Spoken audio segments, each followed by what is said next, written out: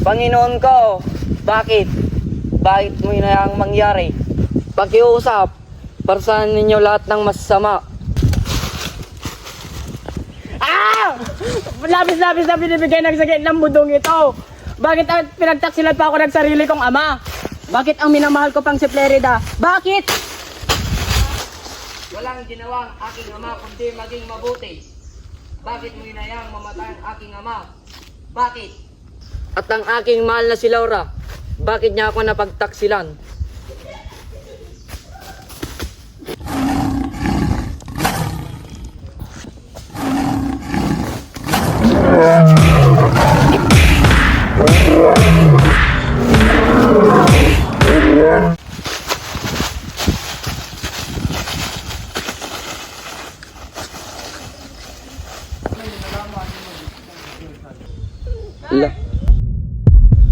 Laura.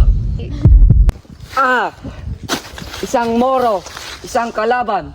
Huwag kang mag-alala. Nais kong tumulong. Iniligtas kita. Salamat. Paumanhin rin dahil ikaw ay aking napagtasan ng boses. Walang anuman. Ito, pagkain para magkalaman ang iyong tiyan. Nga pala, maaari ko bang malaman kung paano ka napadpad dito?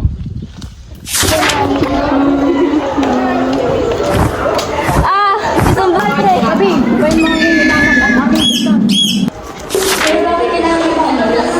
Dahil magandang ipinaw nila sa Atenas at upang maimulat sa kanyang kaisipan sa totoong buhay. Bantay, maligayang pagdating.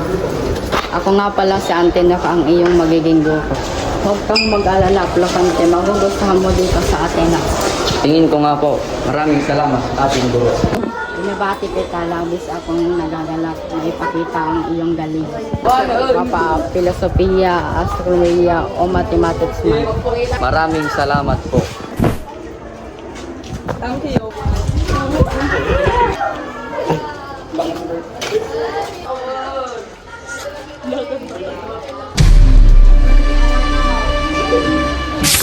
Si Florante at Adolfo ang unang magsasadula. Galingan nyo ah.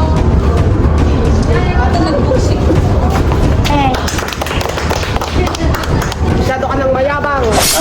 Lumigit ka nga. Ano ba? Ang iyong ina ay tuluyan ng bumanang. Labis ang sakit ng aking nadakal. Kaya magpalakas ka at umuwi ka na rito. Ang aking ina, hindi man lang kami nagsama ng matagal. Mamaya, magiging okay din ang lahat.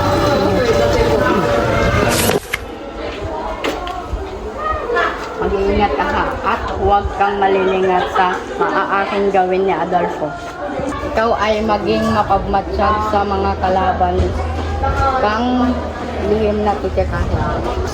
Susunod aking guro. Maraming salamat at paalam. Minandakal, samahan mo si Flocante sa pagbabalik sa Albania. Talaga po ba? Maraming salamat po.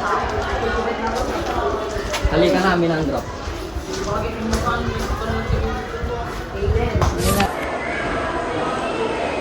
Ama. Anak, may lihim akong natanggap galing sa bahay ng Oton. Ito ay napapaligyan ng mga hukbo ni Pinakalas Malik. Kaya't halika, pagtungo tayo doon.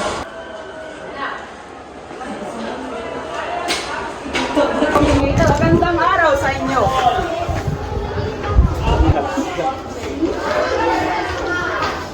Magandang araw din sa inyo. Ako'y may napaginipang girero at kamukha mo ito binata.